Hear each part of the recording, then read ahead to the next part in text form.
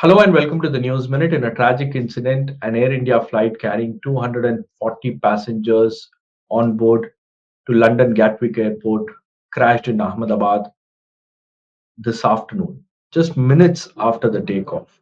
What went wrong? We do not know. The authorities are looking into this issue. The Prime Minister's office, the Home Minister's office, the Civil Aviation Ministry, they're all looking into this matter. An earlier report suggested that there were no survivors in this incident, but now we are getting information from local authorities that there is one survivor who is a British national. And the flight crashed in a densely populated area, so the death toll could go up, is what we are getting to hear from the Gujarat government authorities. To talk about this incident, I have with me Captain Mohan Ranganathan, who is an aviation expert. So, thank you so much for talking to us. What is your initial observation of this particular accident, sir? To me, it appeared like a, a compressor stall due to bird ingestion, because that's what Ahmedabad is notorious for birds. And I had even written an article in Hindu almost 18 years back, warning that Ahmedabad is a notorious place for birds. And you see, there are rules, ICAO rules and DGCA, that for 13-kilometer diameter, you cannot have garbage dumps, you can't have slaughterhouses, and so many restrictions are there. And that is violated everywhere because of political reasons. And nobody has the will to stand up and tell the political bosses that no, it has to be done. And I had even warned and had said that someday a big airline is going to crash. And I don't know whether you remember a few years back, a small aircraft crashed in Begumpet, Hyderabad, and the fire rescue could not reach because of narrow lanes and crowded locality. The same thing happened in Bombay when that one crash took place in Ghatkopar. So I had written about that, saying that you allow mushrooming of structures without taking care. Airport is not just a runway and fancy buildings. They want to expand, they want to have all the fancy buildings, but when you look at the surroundings, very few, I would say that maybe something like Cochin or Bangalore and Hyderabad, very few airports have built in a safe environment, but none of the others. So this, I feel, uh, when he took off, he must have had bird ingestion at a fairly high speed, just close to his V1 speed. And he might have had a compressor stall, because I had a couple of WhatsApp messages saying that there was a loud thump, and then everyone's talking of his aircraft climbing to 600 feet, 625 feet. But Ahmedabad elevation is 200 feet. So really speaking, he's climbed only 400 feet. If you don't have thrust in both the engines, fully loaded aircraft on a hot day, there's very little a pilot can do. As is the norm in all accident investigation in India, they'll get an air marshal to head the team, and they'll blame the pilot. There's a saying for us that when a pilot is dead, bury him. If he's alive, hang him. So either way, they'll try to find fault, not with the airline, not with the regulator, not with the airport authority or the local authorities. They'll blame the pilot. But, you've lost 200 plus lives if there are no survivors, and plus many on the ground. This is a wake-up call for Indian aviation. And whatever investigation team that they arrange, you got to have independent, strong-willed persons who are not just signing on a dotted line. If you fill it up with chamchas, you're not going to find out the truth. Sir, what could have happened, sir? Like the flight took off, and within minutes there is an accident. What could have happened? See, if this was a long flight, Hmm. Ahmedabad to Gatwick, okay, though the 787 can do a longer range, it was 40 plus degrees temperature. And because of the airspace closure in Pakistan and maybe in some parts of Middle East, the aircraft is going to be taking a longer route. So they must be having full tanks and maybe or extra fuel to cater for the extended route. So this is a fully loaded aircraft and high temperature. When you have high temperature, the engine performance drops because density drops. And you have loss of thrust due to bird ingestion. There's very little you can do to gain.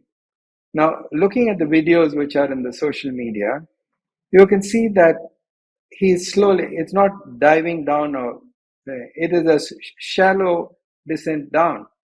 So he's trying to hold it up. But then you have that medical college, hostel, and other building. There's nothing you can do, unless the government wakes up and acts fast. The Bombay High Court order is there for demolishing obstacles. I think that's overdue by 5-6 years. Yeah. The courts won't enforce. The DGCA couldn't care. The ministry couldn't care because lives are cheap in India. And I was told that a former chief minister of Gujarat died in this. Yes. So let's hope that people wake up now. A high-profile passenger has died. Maybe his supporters in Gujarat will pressurize. Sir, can you explain to us about the protocols that are there in place before the takeoff? What exactly happens, and how does the ATC ascertain that the flight is ready and it can fly? You see, the ATC does not ascertain the aircraft is ready or fit to fly. That is the engineering and the pilot. Now, depending on the weather conditions, en route and departure, your takeoff weight is calculated, which is based on weight and temperature and altitude. Now here it is 200 feet elevation, but then when you take the temperature and the low density because of the high temperature, it will be almost like 1,000 feet elevation. And because of that, the runway that you're using requirement will be longer. So he's going to be using the full takeoff. I don't think, even though there are WhatsApp messages flowing around, he did a intersection takeoff. I don't think any sensible captain will do that. And he would have used the full runway. And if you use the full runway and you hit birds close to your takeoff speed, and you lose the thrust which is required for the initial climb, then you do have, though they are saying he had 8,200 hours as a captain and the co-pilot had 1,000 hours. But what is important is how many hours on the type that both of them had. And we have so many stories about fatigue and Air India pressurizing people, Indigo pressurizing people. When you are under fatigue management thing, you will find that the reaction time is slow. So even a 2-second delay in his reaction can cause a major chaos here. Now, if you look at the way he has flown that you can see the aircraft nose is lifting. As it is, there is no thrust because of high temperature. And you have notorious updrafts and thermals in Ahmedabad. So if he had hit one of those thermals at that point and the nose lifts up, you can stall the aircraft. So I think he has tried to clear the building by raising the nose. But because he had no thrust, he must have stalled the aircraft. Also, sir, talking about Dreamliners, this is the first accident, but the equipment, the flight is very reliable, is what I have been watching. Several experts commenting about it. To talk about Dreamliners, they say that it's very reliable, and something like this has happened in that aircraft is absolutely shocking. No, you see, I came back from Singapore a couple of days back, on a Dreamliner, Singapore Airlines. I found it exceptionally good, and I've flown other airlines also using the 787s. It's a very, very good aircraft, and it is very well equipped. And uh, a failure like this does not happen. It's unthinkable that you have a dual engine failure. The only reason it can fail is due to a bird strike on both the engines. After all, you have the case of Sully's aircraft with dual engine failure. But then he had the advantage of 2,700 feet when his engines failed. And these pilots have had less than 400 feet when they had that. So it is not something where you can blame. Of course, I can bet that the investigators will try to either blame the Air India maintenance or they'll blame the aircraft and they'll definitely blame the pilots. But they will not accept that there were birds there. They'll come up with some excuse or other, and you'll have a committee which will sign on a dotted line and blame the pilots. So it is time that the traveling public realize that training and safety are the priority for any airline and not a commercial. You can make any amount of profit.